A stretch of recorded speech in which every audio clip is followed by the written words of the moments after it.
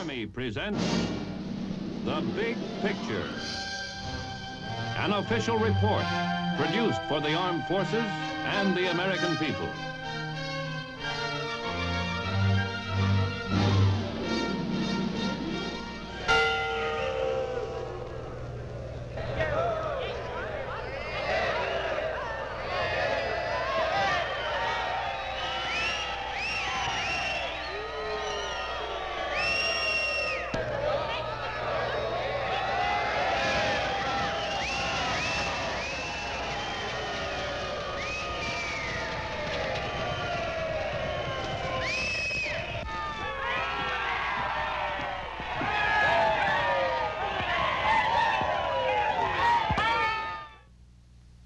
Call it that Sunday punch.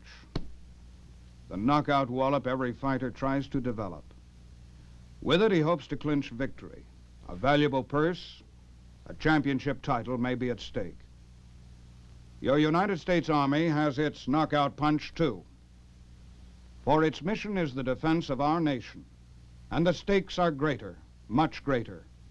Our way of life, perhaps our lands, even our lives.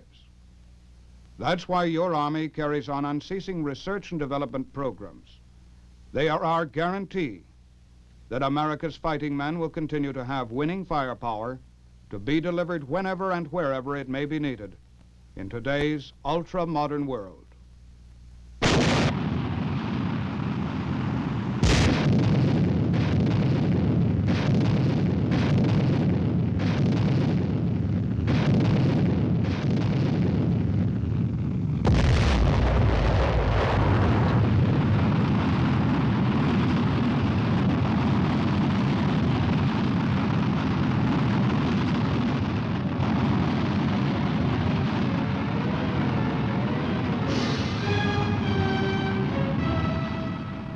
Sunday punch, the United States Army's modern firepower. A far cry from the boxer's punch, and yet there is a link between the two. It is a link that stretches back across the centuries.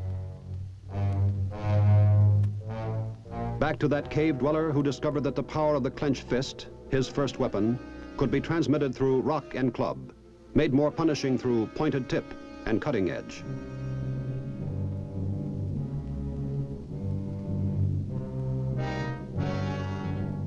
The story of David and Goliath has inspired countless artists to illustrate the later discovery that animal sinew could be used to extend the range and power of the punishing blow.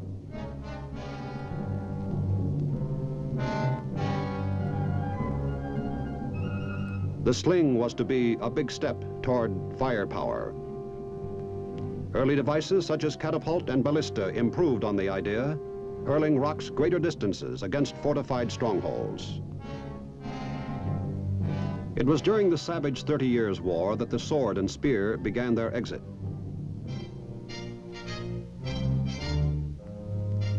New weapons were taking stage. First had come the crossbow, which in turn was outmoded when Europe's map and history were reshaped by the formidable English longbow.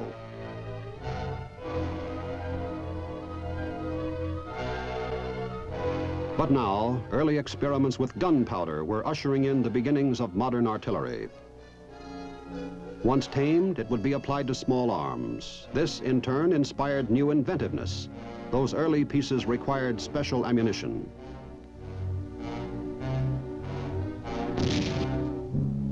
Soon, both small arms and cannon would hurl metal projectiles. By the time our own country emerged, artillery had come of age, capable of achieving range, accuracy, and destructive power. The clenched fist had come a long way.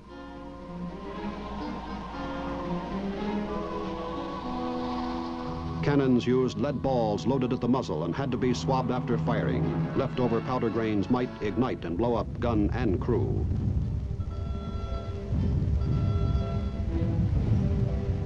Napoleon Bonaparte would soon employ cannon against personnel as well as against fortified positions. Firepower would make him dictator of Europe.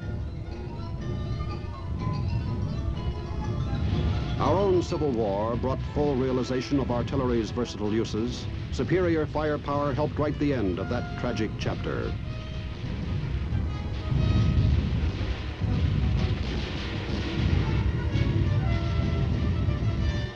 Cannon and small arms both were still loaded at the muzzle, but early efforts toward rapid and continuous fire had made their appearance, and so too experimental breech loaders.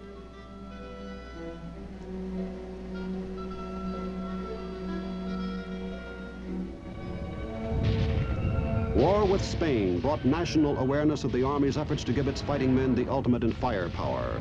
The muzzle loader had disappeared to join catapult and longbow. Modern breech-loading arms were now extending our own clenched fist.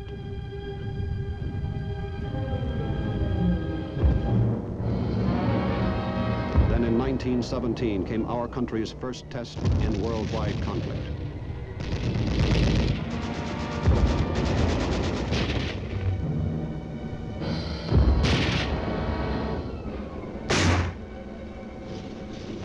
The older weapons, greatly improved, were there for our armies, among them new, heavier tools of war. But something unforeseen was happening. Although the truck replaced the horse, range and power were costing mobility.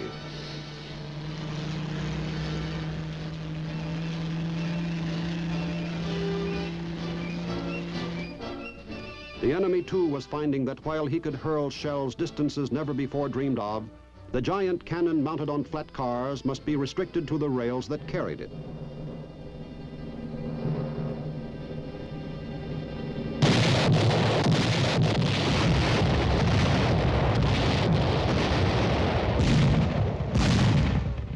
And while conventional artillery was accounting for 70% of battle casualties, two new sources of firepower entered the scene.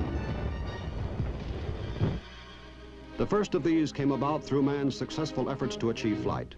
As early as 1909, the Army had bought its first plane. Soon, there was an Army Air Service under direction of the Chief Signal Officer. Reconnaissance and observation were the airplane's only roles, but soon it became apparent that it could act as a flying platform to carry firepower directly to the enemy. In short, it gave artillery new mobility, flexibility, and range.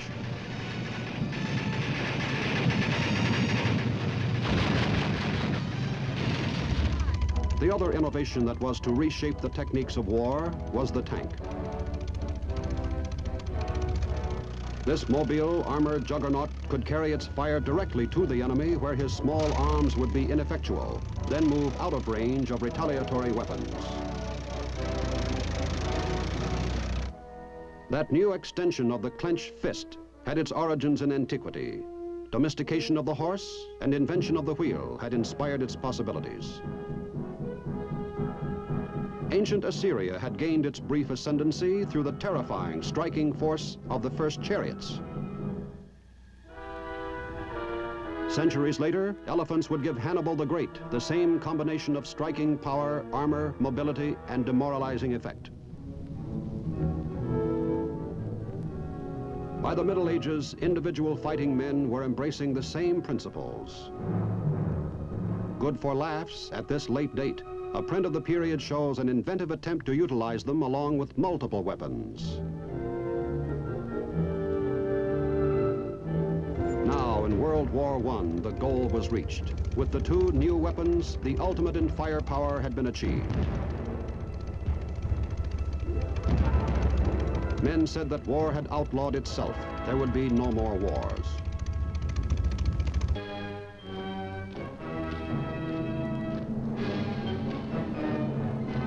But war did come. And once again, it came to us.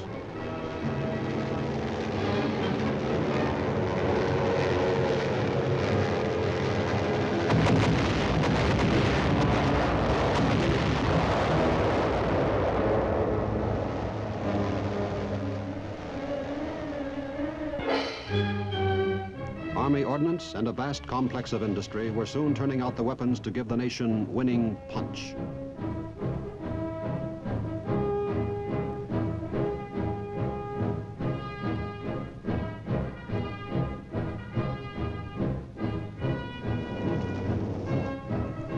This time, that firepower must operate in a worldwide range of terrains and climates, opposed by varied tactics. There would be alternately sun-baked or frozen flint-hard deserts of North Africa.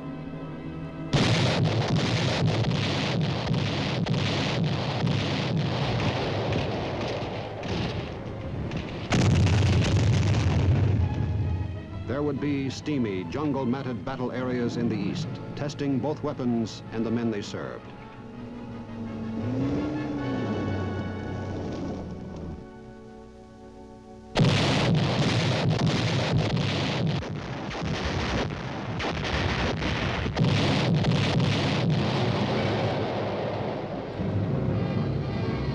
There would be Western Europe with warfare in towns, open plains, and wooded country.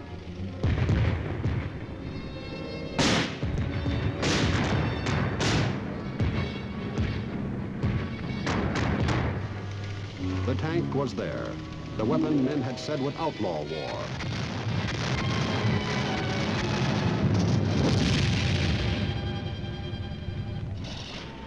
That other weapon was there too, the flying platform that could carry artillery fire.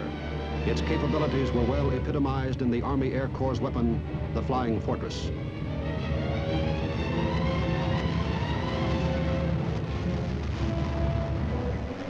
Other Army planes too were mounting weapons in the struggle.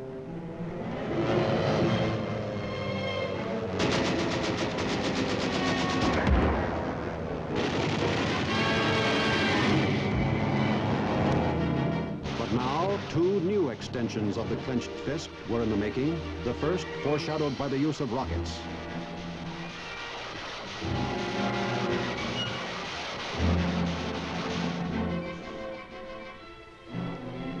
Back in the 13th century, the Chinese had used flaming arrows, as they called them, to repel Mongol invaders.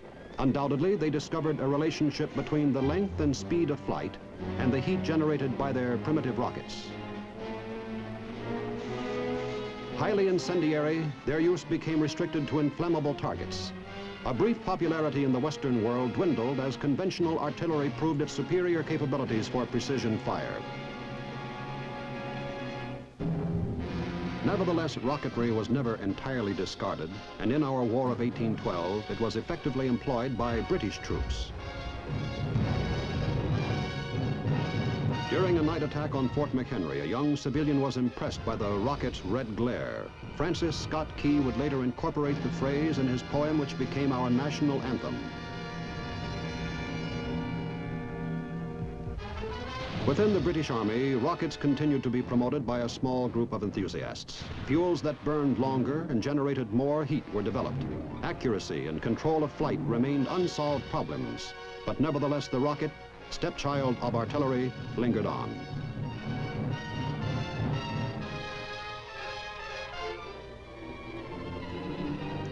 Out of the annals of our war with Mexico in 1846, there is record of our own limited use of rockets. It remained, however, for our own century to solve the basic problems of rocket guidance.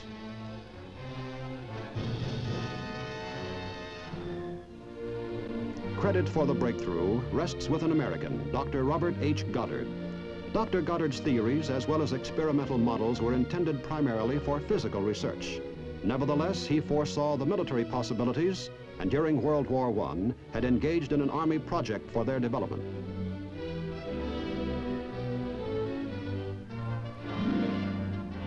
Here, the artist reproduces one of Dr. Goddard's early models. The war's end diminished interest, but the physicist continued his work. His basic principles and formula molded the future. Between the two wars, the growing Nazi war machine took up rocket missilery in earnest.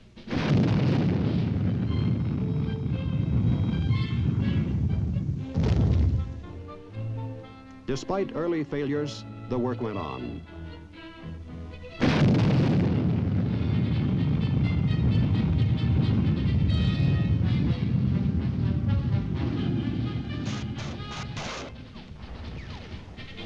At a later date, with success theirs, German scientists frankly acknowledged their indebtedness to the pioneering of Dr. Goddard. In 1944, the new clenched fist struck. Down from the skies over England, it smashed.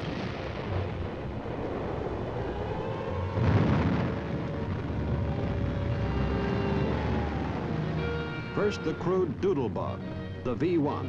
then a perfected rocket with self-contained propellant and built-in guidance system. Bringing unprecedented death and destruction, the V-2 came perilously close to changing the outcome of the war.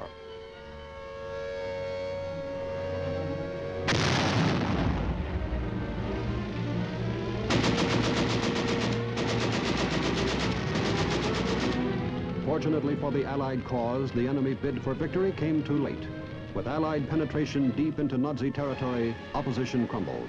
Rocket bases were overrun. The end was in sight.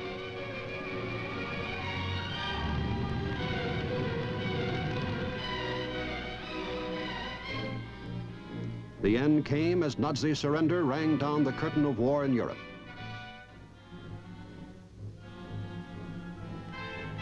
War in the Pacific would continue until our country unloosed its own Sunday punch.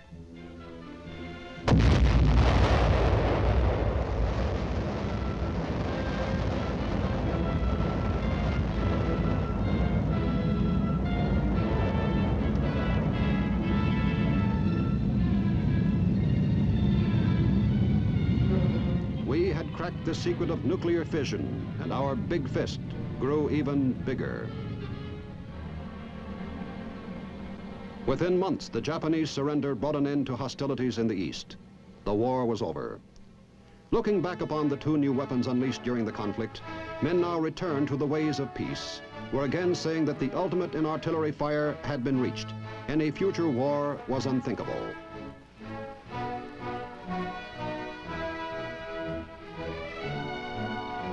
Fortunately for us, the leadership entrusted with our nation's defense may not permit itself such speculation.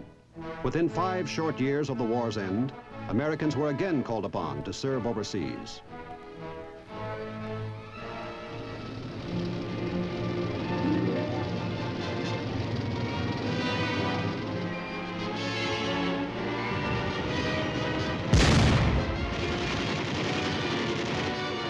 The Korean action, savage, however limited, did not call for our newest sources of firepower, but Army vigilance and initiative supplied its men with the proven weapons brought to a point of effectiveness never before attained. There had evolved by now a new kind of fighting man. Technical skills had become professional musts. Courage and muscle alone were not enough.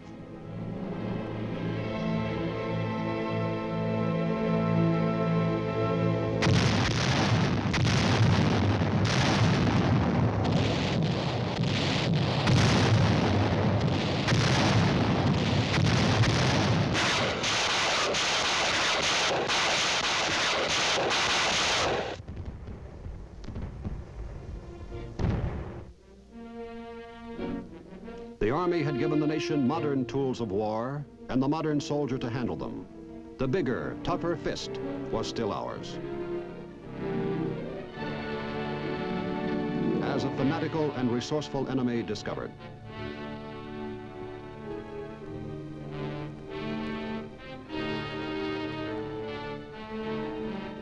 The Korean conflict had ended.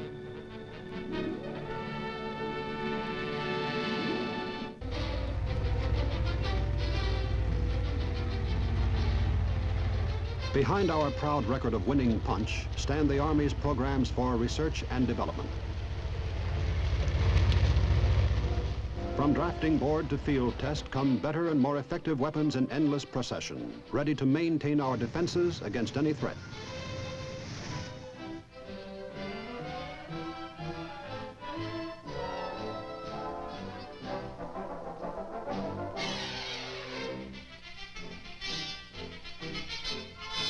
Even before the end of World War II, the Army, utilizing captured V-bombs, had initiated its rocket missile reprograms.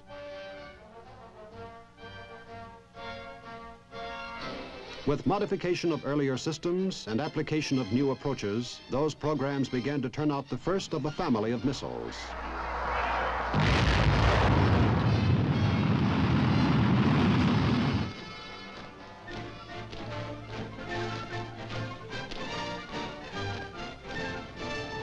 Elsewhere in the world, other nations had embarked upon their own plans for this new artillery, nations whose interests conflict with our own.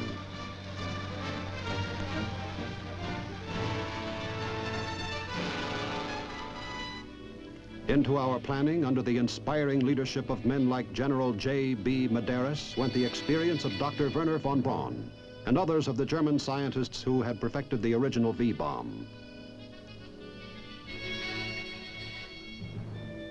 And into the separate teams that worked on the programs went the skills and talents of our own best minds. Scientists embracing a limitless roster of fields contributed to the staggering complex of component parts that went into each of our missile family.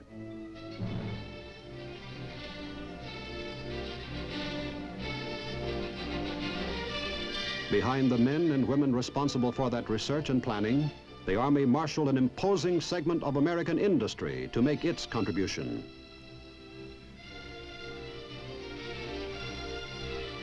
It was a segment that comprised every conceivable type of manufacture, from the small shop turning out a single tiny element to the mammoth of heavy industry fabricating giant missile housings.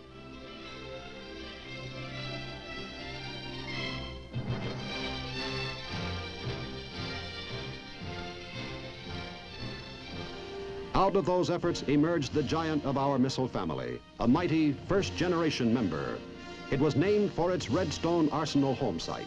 The 70-foot monster travels at supersonic speed for a range of 200 miles and can carry an atomic warhead if required. With a built-in guidance system, Redstone can follow a preset course to strike its target.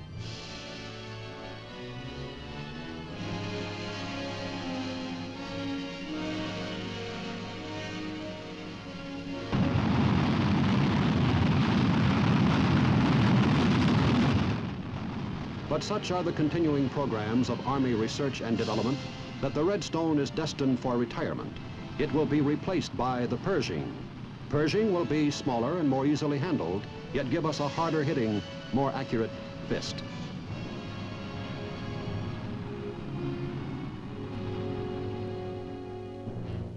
At the other end of the family in size was the Dart. This 5-foot midget was planned for use with infantry and designed for pinpoint accuracy, an accuracy it achieved without doubt.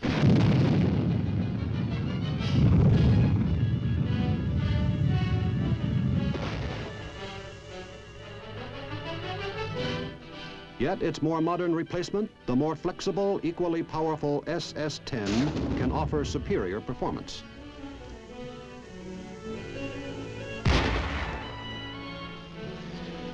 A pioneer among the light heavyweights of that first generation was the Corporal. Operational, it is now in the hands of units overseas. Corporal carries an atomic warhead and can engage targets at ranges as great as 75 miles. The Corporal gives a field army commander the artillery he needs for close-in firepower on the battlefield, yet offers troop support and can destroy targets deep in enemy rear areas.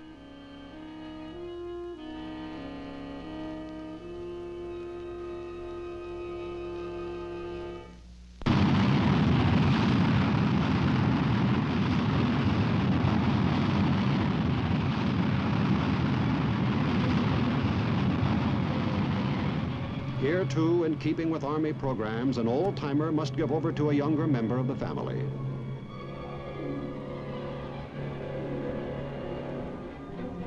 Improvements which make the newcomer superior to the Corporal may account for its name, Sergeant. While many of its characteristics are still guarded secrets, it may nevertheless be noted that this second-generation missile improves on Corporal's range, power, and reliability.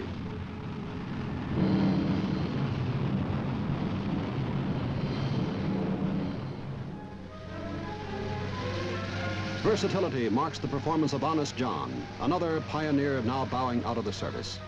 Honest John travels on its own transporter launcher, making it highly mobile and enabling it to move from one point to another to avoid counterfire. Normal artillery crew training with standard fire control techniques simplify its operation.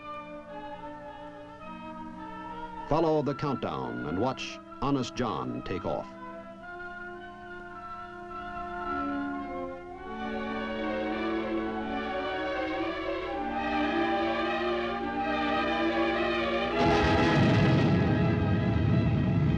And this time, there's atomic violence in that fist.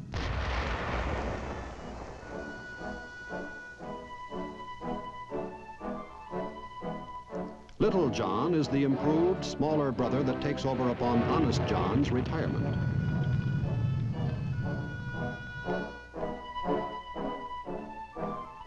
And La Crosse, yet another in the ever-growing family of our modern artillery.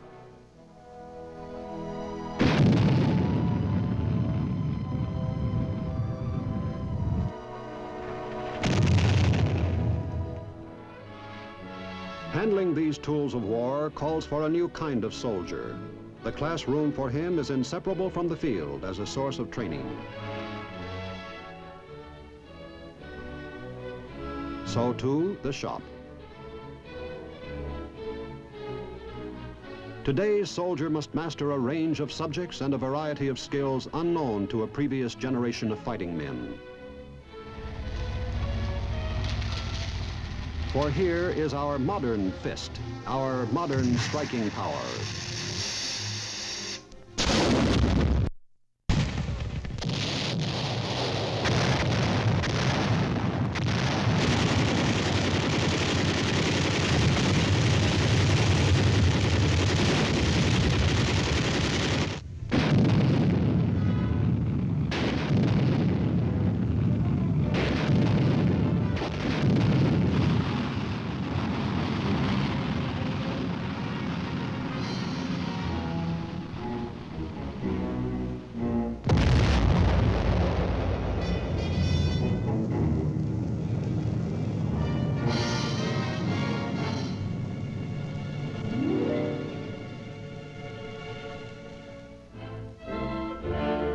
Here is the army that wields it.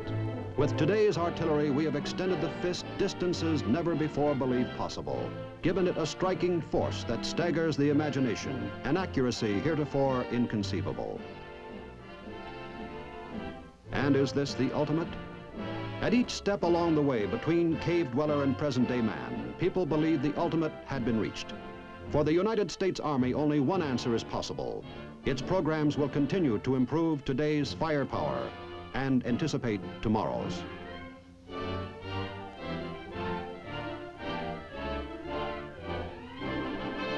Only in that way can it fulfill its mission, the defense of the nation. Only in that way can it assure itself that whenever and wherever the need arises, our bigger, stronger fist can strike to win.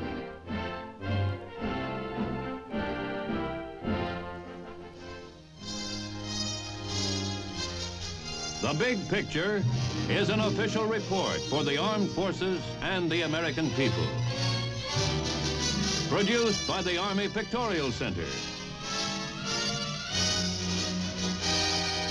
Presented by the Department of the Army in cooperation with this station.